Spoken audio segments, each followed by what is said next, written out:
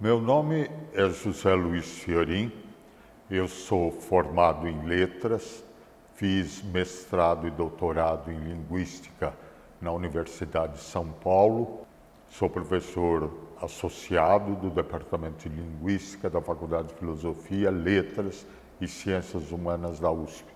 Hoje está sendo lançado meu livro Introdução ao Pensamento de Bakhtin. Como surgiu a ideia de escrever esse livro? A recepção da obra de Bakhtin no Ocidente se deu não na ordem em que ele escreveu a sua obra, mesmo porque muitas coisas não foram publicadas na então União Soviética, ou foram publicadas algumas obras que foram escritas posteriormente foram publicadas antes e outras que foram escritas no começo de sua carreira foram publicadas depois. Isso faz com que a leitura da obra de Bakhtin seja extremamente difícil. Então, me surgiu a ideia de escolher um conjunto de conceitos básicos de Bakhtin e explicar como esses conceitos básicos foram se constituindo na obra de Bakhtin e como nós devemos entendê-los. Esses conceitos são o de dialogismo, o de gênero, o de carnavalização e o de poesia e de prosa. Esse livro se direciona a um público amplo, todos aqueles que querem conhecer o pensamento de Bakhtin. Bakhtin é um dos mais importantes filósofos do século XX e a sua obra tem uma influência muito grande em diferentes áreas. Meu objetivo foi exatamente elaborar uma introdução para aqueles que vão se debruçar sobre a obra de Bakhtin. Na verdade, meu livro de forma nenhuma substitui a leitura de Bakhtin, mas ao contrário, meu livro é um convite a entrar na obra de Bakhtin, se aprofundar na obra de Bakhtin, ler a obra de Bakhtin.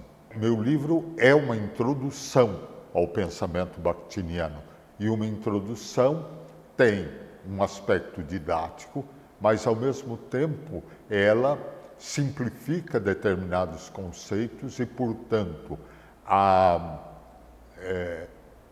como eu disse, um convite ao aprofundamento por meio da leitura da própria obra de Bakhtin.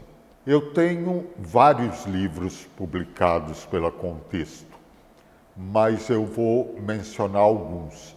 Eu tenho 2 livros que foram, na verdade, organizados por mim, que são escritos por vários autores, e que se chamam Introdução à Linguística 1, Objetos Teóricos, e Introdução à Linguística 2, Princípios de Análise.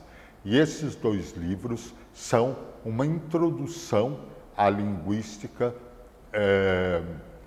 desde a sua constituição no século XIX e no século XX, e, portanto, se destinam a todos aqueles que querem introduzir-se nas diferentes áreas da linguística.